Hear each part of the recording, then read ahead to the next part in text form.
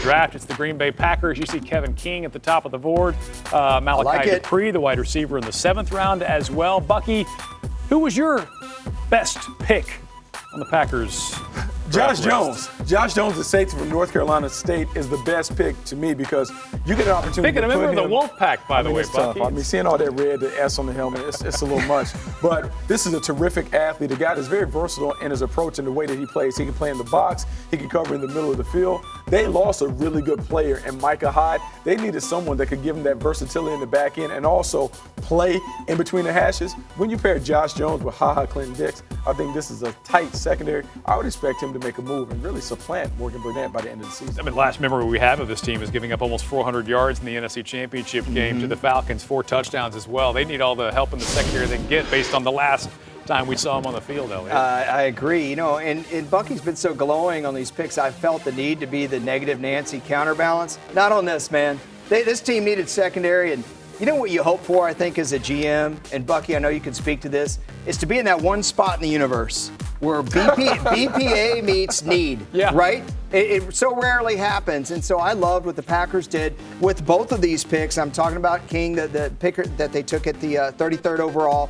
The Packers needed secondary help. You saw against the Cowboys how Dallas was able to climb back in that game, just picking them apart. Green Bay, we saw the Washington game on Sunday Night Football. Kirk Cousins threw for like 450 yards on them. They needed this. Obviously, Micah Hyde no longer there. I like these picks, Buck. You know, they jump into the secondary with Quentin Rollins, Demarius Randall. They need at least 4 or 5 cornerbacks to be able to play. And what they were able to do, long, athletic guys that could press on the outside, have some versatility. That Micah Hyde pick to them was really, really a loss when he goes to Buffalo because he was kind of their Swiss Army knife. Yeah. One of these guys should be able to emerge as a player that really helps them. But you talk about them needing help on the back end. They went front line for your surprise pick. Montravius Adams from Auburn was a surprise. It's a surprise because he was there. This was a dominant player at the Senior Bowl, unblockable against the run.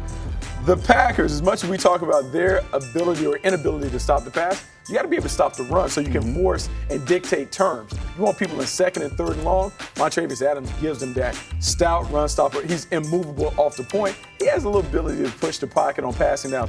But this is all about defending the run, being able to be a physical force on defense to allow their inside linebackers to run and check. Good need pick. Grade, Bucky? Oh, I'm going to give them a B+ because Elliot talked about Kevin King coming over in the 1st round. I like him. I like Josh Jones. We talked about Montravius Adams and then their sleeper pick that we won't talk about, but Malachi Dupree going deep down the field. I liked that one too. Yeah. Yes. Moving on to the Chicago Bears. I wish we had all day to really break down the nuances of the trade, et cetera, but let's just get to the board, shall we? There's that Tar Heel at top, Mitch Trubisky. Yeah, I mean, you have Mitch Trubisky, you have Adam Shaheen.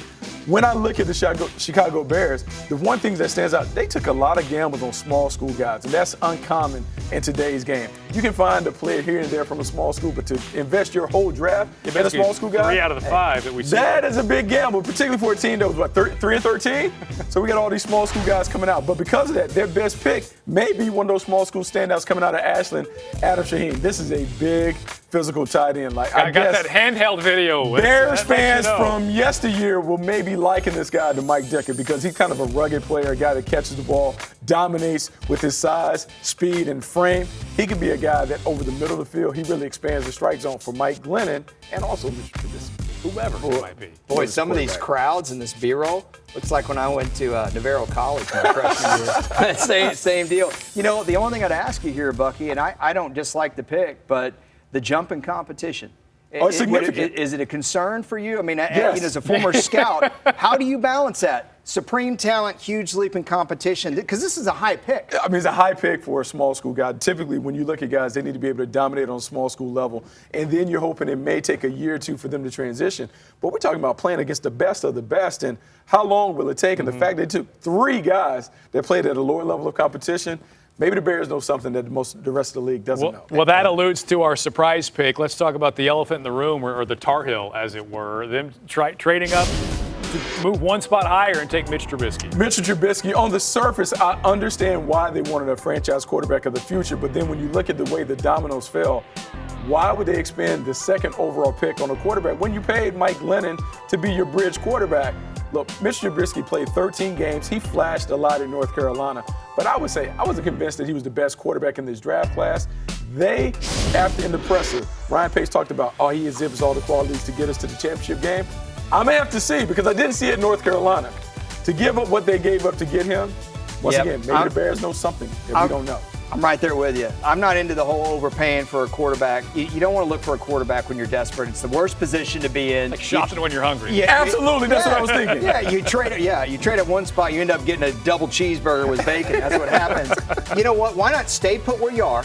Draft Jamal Adams, who fits a need and would have been best player available. Keep your picks and see what you have in Mike Glennon. You're going to pay the money for him. Give him 90% of the practice reps. Well, now you're going to have to split those reps up. And some of the QBs that went later in this draft were given grades by guys that they could be the most productive QBs in this draft as well. But overall, the grade, Bucky, are you going to be kinder to them? I'm always a kind grader because we don't know her for 2 or 3 years. So I'm going to give him a C+, which to me is like a failing grade. A lot higher than a D. That's a lot higher than a D or an F. But until we see what the quarterback can do. If they hit on the quarterback, then it's all for naught. You really have to knock it out of the park, your first and second rounders. But to invest in so many small school guys, I'm a little worried. I'm worried if I'm a Bears fan. All right, are Vikings fans worried as we take a look at their picks in the 2017 NFL draft? Period. Hey, look, I love the Dalvin Cook pick. It's going to be fun to watch him play in Minnesota colors, I think. But you see the rest of the guys taken there as well.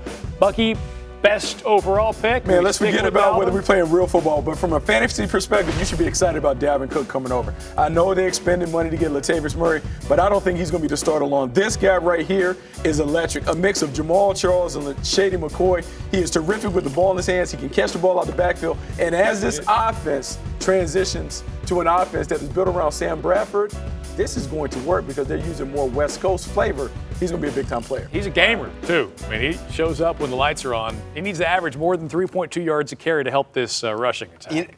Our producer, Sean Shopp, he made us these cute little color-coded cards here. And on mine it says, but they just signed Latavius Murray.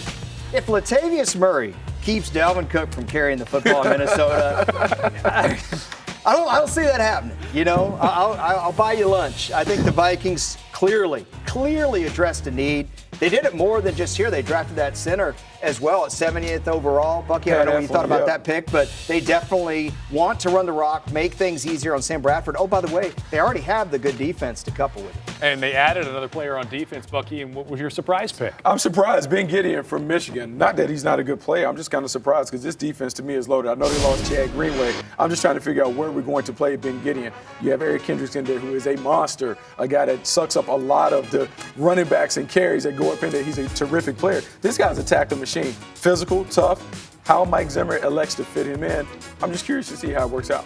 Depth never hurts, right? No, always good to have bodies there that you can throw at opposing offensive players. Overall, the grade, Buck. Hey, Bede, good, solid draft. The Minnesota Vikings are on track. This is going to be a very competitive division, the NFC North. I'm excited about what they did because that Dalvin Cook deal is game changer. Could be fun to watch. Of course, the Lions will have to face him twice a year, which helps us segue to our final team in this division. There are the picks.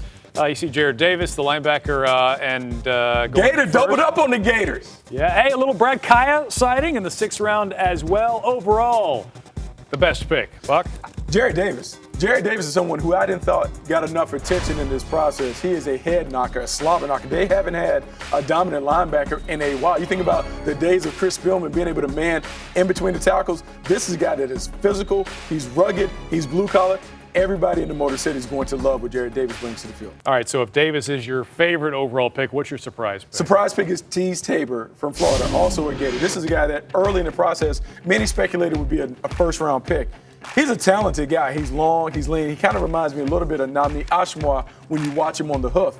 The issue that you may have with Tease Tabor is the speed deficiency, ran 4.6s in his 40 time, and does he have a versatile game that allows him to play a variety of techniques in the National Football League? I believe he's very comfortable playing press. He can play off, but he doesn't have a polished back pedal. My guy, Terrell Lawson, is going to have to get him up to speed quickly to put him on the field. He could be a nice fit opposite Darius Slay, but he's going to have to accelerate the process quickly. Overall grade? I'm going to give them a B. I thought it was a solid effort. Look, the Detroit Lions, everyone in this division is pretty solid except for the Chicago Bears. Detroit took a bunch of blue-chip players that have the talent to upgrade their defense. I like where they're going. All right. Good stuff, guys. I appreciate your help. Elliot Harrison, as always, and, of course, Bucky Brooks. You can catch all of Bucky's grades for all 32 teams at NFL.com, and you can see the rest of the divisions, our grades for them as well on NFL.com and on YouTube, too. Thank you for watching.